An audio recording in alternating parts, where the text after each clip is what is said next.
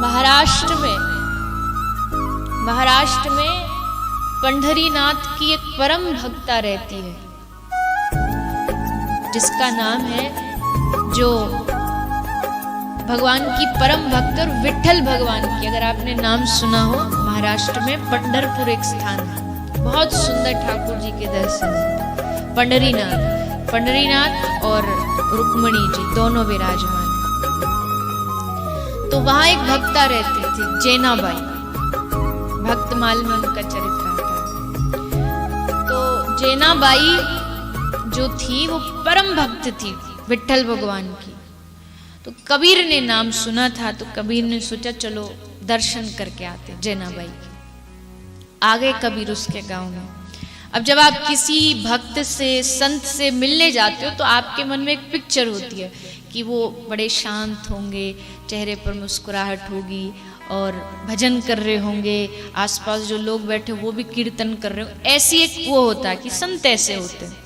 लेकिन वहां जैसे कबीर घुसे तो गांव में देखा बड़ी जोर से लड़ाई चल रही है। सब स्त्रियां इकट्ठी होके, कुछ महिला लड़ रही हैं, और एक महिला की उसमें सबसे ऊंची आवाज है।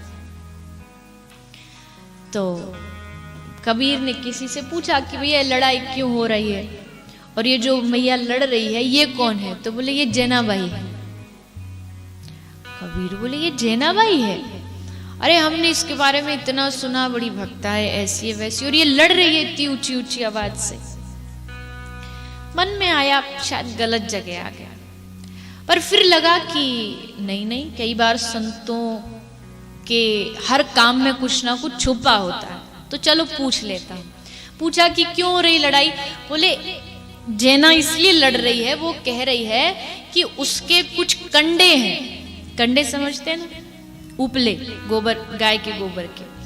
तो वो कुछ कंडे उसके कुछ महिलाओं ने ले लिए, अपने कंडों में मिला लिया। तो जेना कह रही है मुझे मेरे कंडे दो। महिला दे भी रही है कि ले लो जितना चाहिए, पर वो कहती है नहीं, मुझे मेरे ही वाले चाहिए, मैं अपने ही वाले लूंगी। अब ये कैसे पता चले कि इसके अपने कौन से और इसके पराये दूसरी महिलाओं के कौन से? कंडों पर कोई स्टैम्प थोड़ी लगी होती है कि ये उसके ये उसके, इसलिए लड़ रहे हैं। तो कबीर उसके पास गए। कबीर ने जेना से पूछा कि तू क्यों लड़ रही है? तो उसने बताया मुझे मेरे कंडे चाहिए। तो तेरे कंडों की क्या पहचान है? तब जेनाबाई ने कहा कि क्यों नहीं, मेरे कंडों की पहचान है। क्या पहचान है? बोले कंडे उठाओ और कान से लगाओ। जिस कंडे, जिस उपले से कान पर लगाने से तुमको विठ्ठल विठ्ठल विठ्ठल विठ्ठल सुनाई दे दे, समझ जाना वो मेरे कंडे। हद हो गई।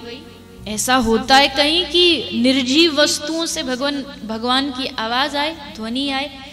लेकिन भक्त है, कुछ भी कर सकता है। जिसको स्पर्श करे, जैसे पारस मणि होती है ना, लोहे को स्पर्श करती है सोना बना देती है। भक्त जिसको स्पर्श करता है उसको ही भक्त बना देता है, चाहे निर्जीव हो। तो इतिहास गवाह है। भक्तमाल कहती है, श्री नाभा जी लिखते हैं कि जब उसके कंडों को कान से लगाया गया तो जेना के कंडों से सचमुच विठ्ठल विठ्ठल की आवाज सबने सुनी, सबने।